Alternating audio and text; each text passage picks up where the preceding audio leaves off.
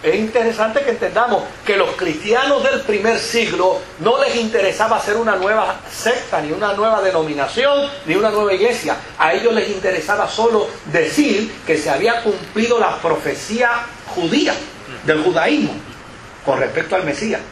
Lo que pasa fue que los empujaron tanto y los sacaron tanto de la sinagoga y los metieron tanto a la cárcel que una vez dijeron, pues no volvamos más, porque ¿para qué vamos a seguir yendo si cada vez que vamos nos votan? Pues entonces, por primera vez, se llamaron cristianos y de donde aquí para adelante, cristianos. Y nos desvinculamos del judaísmo. Pero este que escribe esta carta, este que plantea esta carta, da la impresión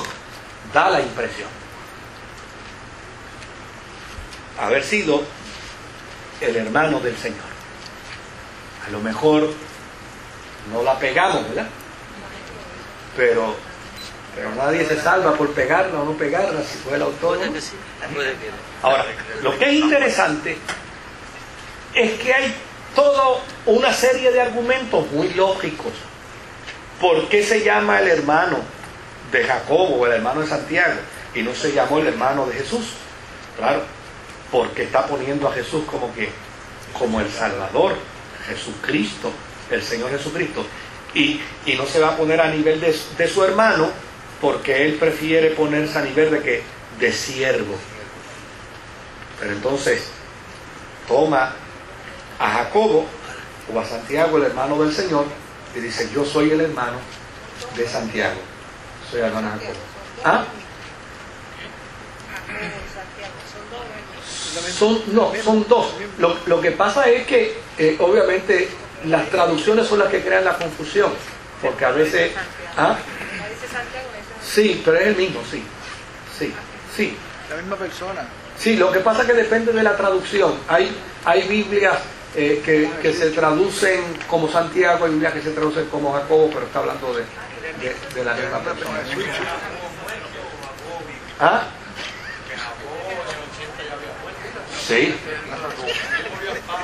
Sí, muy probablemente su hermano habría muerto.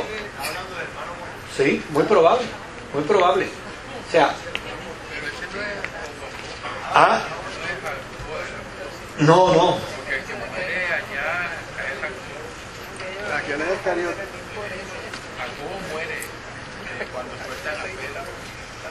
Sí, es correcto, sí.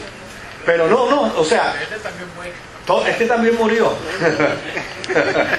Todos los apóstoles fueron asesinados, a excepción de Juan. Ahora, ¿cuál es la relevancia de la cartita esta? Pues mire, todavía al día de hoy, nos topamos con movimientos que dicen muchas de las cosas que estos gnósticos postulaban. Todavía al día de hoy encontramos corrientes de pensamientos gnósticas, y yo creo que el desafío sigue siendo el mismo. Debemos ganarlos para la fe. Lo que Judas dice al final a mí me parece que es muy relevante. No tenemos la necesidad de echarlos fuera ni de empujarlos. Lo que hay que tener el cuidado de no contaminarnos con la enseñanza herética, pero en cuanto podamos anunciarle la verdad, anunciarles el reino, es responsabilidad de la iglesia. Una luz no se pone debajo de la mesa, se pone sobre la mesa para que alumbre a todos. Y yo creo que eso es un planteamiento virtual con unas implicaciones muy relevantes para la iglesia del presente. Yo creo que esta cartita de Judas nos hace pensar y nos ayuda a entender que, a pesar de las dificultades que tuvo para entrar al canon, para ser aceptada,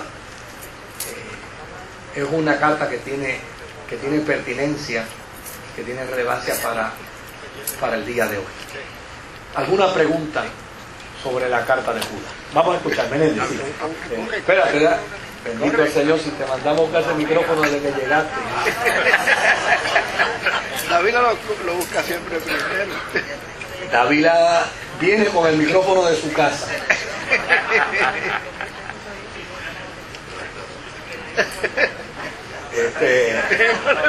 A mí Lázaro me hace recordar los comentarios míos.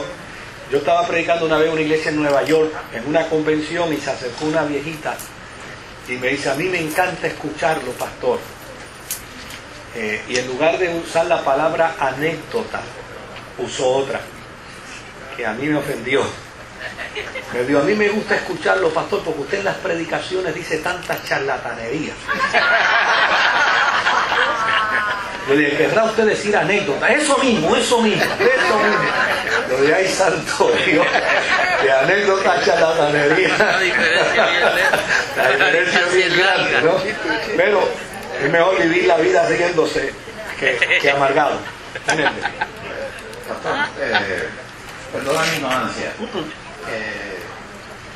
Primero lo felicito porque yo he tratado mucho de buscar comentarios sobre el libro de Judas. Sí. Y no aparece mucho, y si lo hay yo no lo encontré.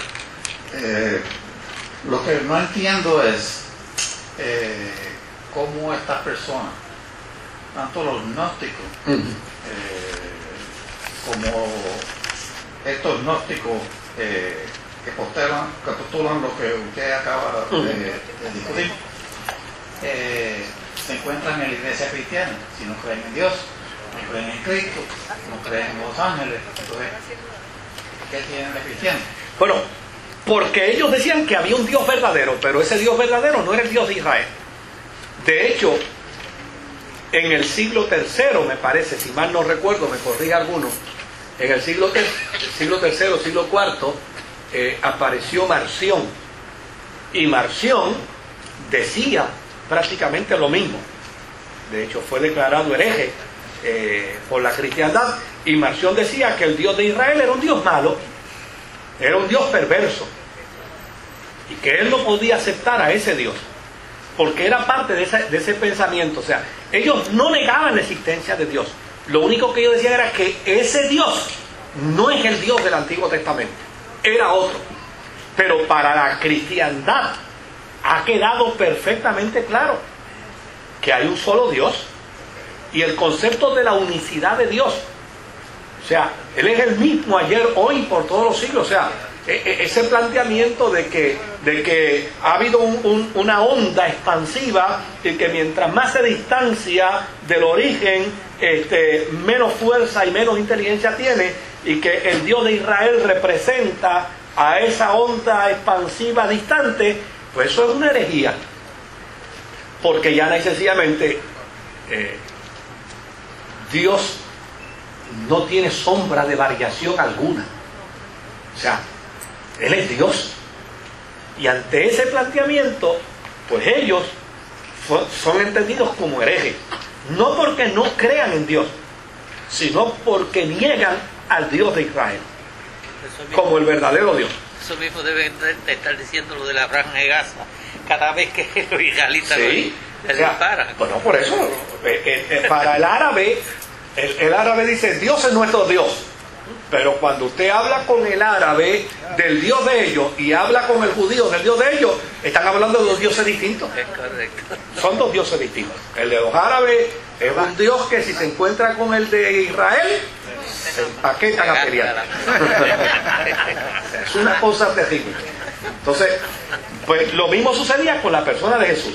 Decía: pues si Jesús nació de Dios, pues entonces ese Dios comete tantos errores que hizo a un Dios de materia, de la materia. Por lo tanto, Jesús no puede ser el Hijo de Dios tampoco. Y si es el Hijo de Dios, es el Hijo del Dios de Israel, pero no del Dios verdadero. Entonces, prácticamente se quedan dentro del ateísmo. Pero cuando tú le preguntabas, ellos decían: no, hermano, nosotros creemos en Dios. Lo que pasa es que no es ese Dios, no es ese Dios de Israel. Y eso fue un movimiento que tuvo, bueno, en el siglo IV, todavía con Marción, estaba corriendo ese movimiento.